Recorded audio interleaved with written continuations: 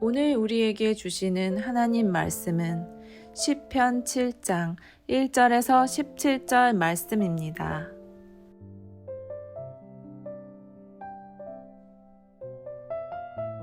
여호와 내 하나님이여, 내가 주께 피하오니 나를 쫓아오는 모든 자들에게서 나를 구원하여 내소서.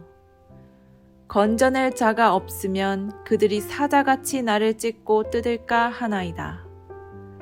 여호와 내 하나님이여, 내가 이런 일을 행하였거나 내 손에 죄악이 있거나 화친한 자를 악으로 갚았거나 내 대적에게서 까닭없이 빼앗았거든. 원수가 나의 영혼을 쫓아잡아 내 생명을 땅에 짓밟게 하고 내 영광을 먼지 속에 살게 하소서. 셀라. 여호와여, 진노로 일어나사 내 대적들의 노를 막으시며 나를 위하여 깨소서. 주께서 심판을 명령하셨나이다. 민족들의 모임이 주를 두르게 하시고 그 위 높은 자리에 돌아오소서. 여호와께서 만민에게 심판을 행하시오니 여호와여, 나의 의와 나의 성실함을 따라 나를 심판하소서. 악인의 악을 끊고 의인을 세우소서. 의로우신 하나님이 사람의 마음과 양심을 감찰하시나이다. 나의 방패는 마음이 정직한 자를 구원하시는 하나님께 있도다. 하나님은 의로우신 재판장이시며 매일 분노하시는 하나님이시로다. 사람이 회개하지 아니하면 그가 그의 칼을 가시며 그의 활을 이미 당기어 예비하셨도다. 죽일 도구를 또한 예비하시며 그가 만든 화살은 불화살들이로다. 악인이 죄악을 낳으며 재앙을 베어 거짓을 낳았도다. 그가 웅덩이를 파 만드며 제가 만든 함정에 빠졌도다. 그의 재앙은 자기 머리로 돌아가고 그의 포악은 자기 정수리에 내리리로다. 내가 여호와께 그의 의를 따라 감사하며 지존하신 여호와의 이름을 찬양하리로다.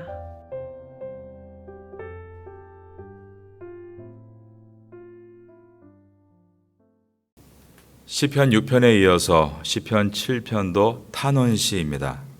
탄원시의 기본 구조가 잘 나타나 있습니다.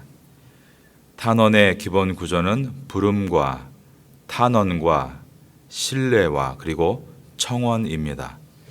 1절을 보시면 여호와 내 하나님이여 라고 부르고 있고, 내가 주께 피하오니 나를 쫓아오는 모든 자들에게서 나를 구원하여 내소서 청원을 하고 있습니다.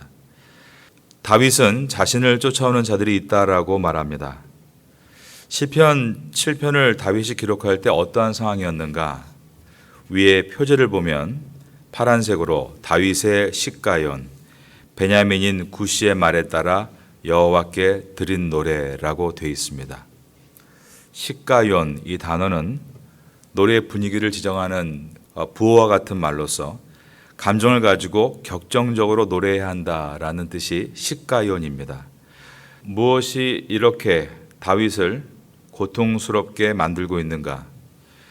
표제에 베냐민 사람 구시라고 했는데 구약 성경에 보면 구시란 인물은 등장하지 않습니다. 그런데 그가 베냐민 사람이라고 한 것을 볼 때 초대왕 사울이 베냐민 사람이었기 때문에 다윗이 아직 왕이 되기 직전이었다면 그의 측근 가운데 한 사람이 다윗을 괴롭힌 것이고, 다윗이 왕이 된 이후였다면 다윗의 왕조를 인정하지 않고 여전히 사울 왕조를 지지하는 어떤 사람이었을 것이다, 이렇게 생각되어집니다. 중요한 것은 그가 다윗에게 고통을 주는 방법이 말이었다는 데 있습니다. 베냐민인 구시의 말에 따라 여호와께 드린 노래. 베냐민 사람 구시가 한 말이 다윗을 너무나 고통스럽게 했다는 것입니다. 이제 1절을 다 같이 읽어보겠습니다. 여호와 내 하나님이여, 내가 주께 피하오니 나를 쫓아오는 모든 자들에게서 나를 구원하여 내소서. 다윗은 고통스러운 일이 있을 때 하나님 앞에 나가고 있습니다. 그리고 하나님을 부를 때 내 하나님이여 라고 부르고 있습니다. 1절에서 여호와 내 하나님이여, 3절에도 여호와 내 하나님이여 라고 친근하게 부르고 있습니다. 그가 악한 자들에게서 말로 깊은 고통을 받고 있으면서도 이겨나가고 회복될 수 있는 비결은 이와 같이 하나님과의 친밀함 때문이었습니다. 여러분도 이 새벽 예배를 통하여서 하나님과의 관계가 더욱 친밀해지시기를 바라겠습니다. 말해주는 고통이 얼마나 심각한 것인가 시편 기자 다윗은 사자의 입으로 찢는 것 같다라고 했습니다. 2절을 봅니다. 건져낼 자가 없으면 그들이 사자같이 나를 찢고 뜯을까 하나이다. 사자의 입과 같이 사람을 찢는다라는 말은 그저 뒤에서 숭을 보거나 빈정상하는 말을 하는 정도를 이야기하는 것이 아닙니다. 십계명의 제9계명이 거짓 증거하지 말라입니다. 상대방에게 없는 말을 지어내서 굴레를 씌워 죽게 만드는 것입니다. 이것을 온몸이 찢기듯 사자의 입에 찢겨 회생불능한 상태라고 다윗은 고백했습니다. 정치계에서 또 연예계에서 일반 서민들 재판 속에서도 이러한 일들을 종종 지금도 보게 됩니다. 옛 속담에는 아니 땐 굴뚝에 연기가 나랴라고 하지만 이 말을 가지고 별의별 상상과 추측을 가지고 가짜 뉴스들이 얼마나 많이 돌아다니는지 모릅니다. 그 피해자는 완전히 망신창이가 되고 오랜 후에 돌아보면 그 결과물은 아니 땐 굴뚝에 연기가 나버린 사실과 전혀 다른 모함인 경우들이 나타난다는 것입니다. 그래서 우리는 거짓말을 하지 않는 것도 중요하지만 또한 거짓을 잘 구별해서 듣는 것이 중요합니다. 여러분들은 기도를 통해서 말씀의 지혜를 얻으심으로 참과 거짓을 구별할 수 있게 되기를 바라겠습니다. 3절부터는 시편 기자는 자기를 모함하고 찢으려는 외부의 거짓말들에서 화제를 돌려 자기는 그런 사람이 아니다라는 내부의 모습을 돌아보는 기도를 합니다. 3절을 같이 읽어보겠습니다. 시작.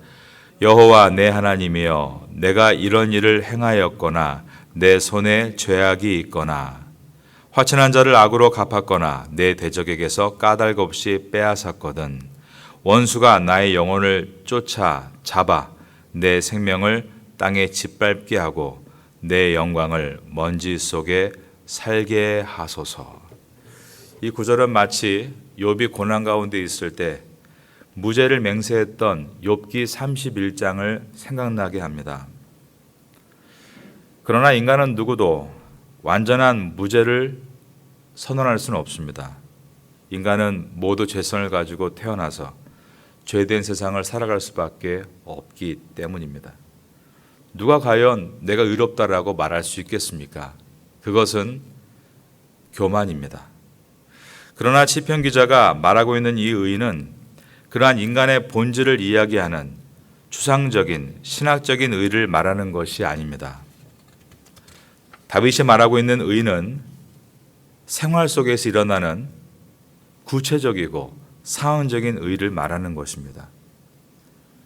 약속을 하고 제품을 만드는데 이익을 남기기 위해서 약속한 품질이 아닌 다른 품질로 만들어서 결국 제품이 온전하지 않은 경우가 있습니다. 약속한 설계대로 설계를 짓겠다라고 해놓고 철골 대신 나무를 끼워놓고 시멘트를 발라서 건물이 무너지고 그것으로 인해서 귀중한 생명이 목숨을 잃는 경우가 있습니다.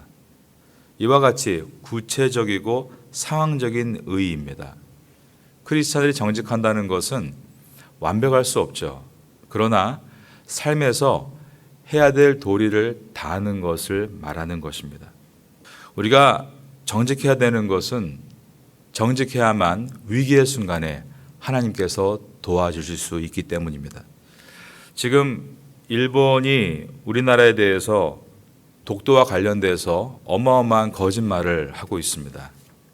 우린 그것 때문에 많이 분노하고 있습니다. 그런데 내부를 돌아보면 위증죄로 고소가 되는 경우가 우리가 일본보다 671배가 높다라는 통계가 있습니다. 이것은 우리가 많이 돌아봐야 될 부분입니다. 많은 크리스찬들이 그 속에 있을 텐데 왜 우린 그렇게 거짓, 가짜 뉴스 이거에 이렇게 폭발적으로 시달리고 있는가? 다윗은 시편 26편 2절에서 이렇게 말했습니다. 여호와여 나를 살피시고 시험하사 내 뜻과 내 양심을 단련하소서. 양심은 단련돼야 한다라고 한 것입니다.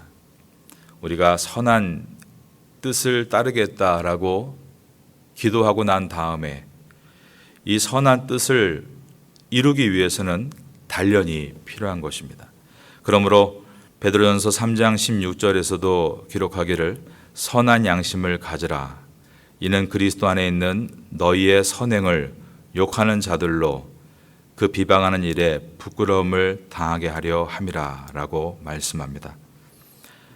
결국 우리가 하는 선한 일이 사람들에게 인정을 받고 그러므로 사람들이 크리스찬을 보면서 부끄럽다 여겨진다면 그것이 복음 아니겠습니까? 그러면 언젠가 그들은 하나님 앞에 돌아오게 될 것입니다. 그런데 반대로 그토록 기독교인들이 의를 외치면서도 의롭지 못한 삶을 살아갈 때 결국 그들은 우리 때문에 교회를 떠나게 되는 것입니다. 다윗은 자기의 의를 하나님께서 보시고 잘못된 것이 있다면 심판해 달라라고 요청합니다. 7장 9절을 보겠습니다. 악인의 악을 끊고 의인을 세우소서. 의로우신 하나님이 사람의 마음과 양심을 감찰하시나이다. 1절부터 이 9절까지가 다윗이 하나님께 드리는 기도를 기록한 것이었다면 10절부터 17절까지는 다윗이 자기의 고백을 기록한 것입니다. 10절에 보면 나의 방패는 마음이 정직한 자를 구원하시는 하나님께 있도다. 기도가 아니라 일기라고 볼 수 있습니다. 하나님은 의로우신 재판장이시며 매일 분노하시는 하나님이시로다. 이것은 묵상의 결과입니다. 새벽에 나와서 말씀을 듣고 기도하고 집에 돌아가서 또 회사에서 잠깐 묵상을 한 다음에 묵상의 결과를 적는 것입니다. 하나님은 이러한 분이다. 그리고 마지막에 짧은 기도문에 우리의 내용을 담으면 더 좋을 것입니다. 하나님, 의를 외칠 때 추상적이고 공허한 의가 아니라 나의 삶 가운데 작은 부분에서 바른 의를 지켜나가는 성도가 되기를 원합니다.